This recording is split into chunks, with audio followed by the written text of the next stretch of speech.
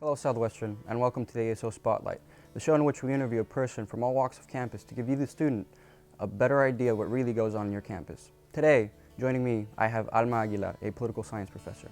How are you, Alma? I'm fine, thank you, Armando, and thank you for inviting me.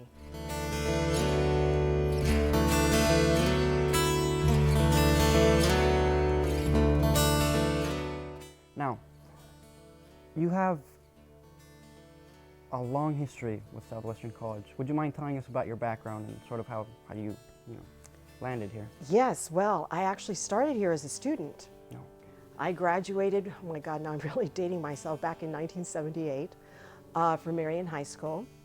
It's now Mater Dei. I believe they changed the name a while back. And so instead of going straight into a four-year institution, I opted to come here, which I'm really glad I did, because the savings generated by my coming here, I was able to tack on at the end for a master's degree. So I think that students just have to be very strategic about, where they want to go and their expenses and things of that nature. So I am an official alum of the school.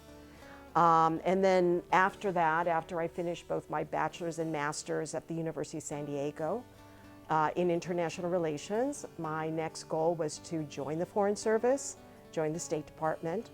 I decided not to do that, and I had always been a tutor here. I used to tutor the poli-sci classes and English 114, 115 classes, so I know I enjoyed working with others, and so I just decided then at that point to put my name in for an adjunct position, and I was hired right on the spot, and I started teaching summer school, and then after a four-year period an opening became available in the department, and I applied and I got the position. So I was very, very fortunate. I went full circle, and it's been very gratifying.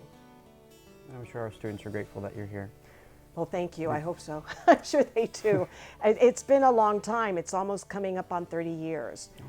Which is hard to imagine or believe. I don't know where the time went, but it's been a great experience. Okay. I understand that while you opted not to go into the Foreign Service, you do have some political background, some experience, so would you mind telling us about that? Yes, I actually put together an internship in my last year of grad school with the U.S. Consulate in Tijuana. I really wanted to see what it would be like on a day-to-day basis, what Foreign Service officers do. They were just so welcoming. I have a very, very soft spot for the State Department because of that. And even though I decided not to continue with the State Department for a host of other reasons, it was a great experience. And so I would encourage all students, whenever possible, to do an internship. Now, I understand that political science is a booming major at Southwestern right now. A lot of students are studying it. What are any advice for students trying to transfer, besides the internships, but any surefire way to get into one of these popular schools, well, in San Diego State or what have you? Well, I think that now with the admissions changes with San Diego State, that certainly will allow our students to move through the system seamlessly, and I think that's definitely a plus. I do encourage students to have a lot of options when it comes to transfer institutions. I know everybody usually has maybe one or two top choices, but it's highly competitive now. It's always been the case. It's probably more now than ever before. So I really encourage students to have maybe 3, 4, maybe up to 5 different options as far as transfer institutions, and to stay really on top of deadlines for applications. I certainly make myself available to help students with their biographical essays, which are required now, and admissions committees are really taking a very close look at that. I'm also encouraging students to really stand out in some way. In addition to internships, volunteer service with some organizations, and to stay consistently with that organization. Not jump around. Not right? jump around. That makes sense. I think what institutions are looking for are solid individuals who show a tremendous amount of commitment and interest, and that's one way of demonstrating that. Getting involved with the ASO and clubs is another great way of doing that. That's all, of course, in addition to internships. So the more a student can do, the better.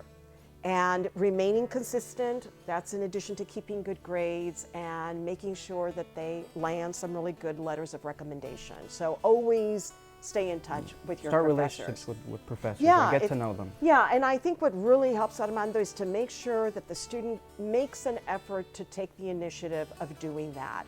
Coming to see the professor during a college hour, cementing a relationship, a friendship, someone that they really get to know well, and vice versa, because when we write that letter of recommendation, we're vouching to that institution that we really know that individual.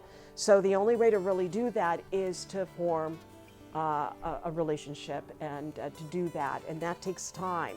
I always advise students to not blindside professors with a sudden request for a letter of recommendation. It really also, I believe, goes a long way if the student can write a draft of a letter of recommendation, which is, I know, easier said than done because everybody's very busy.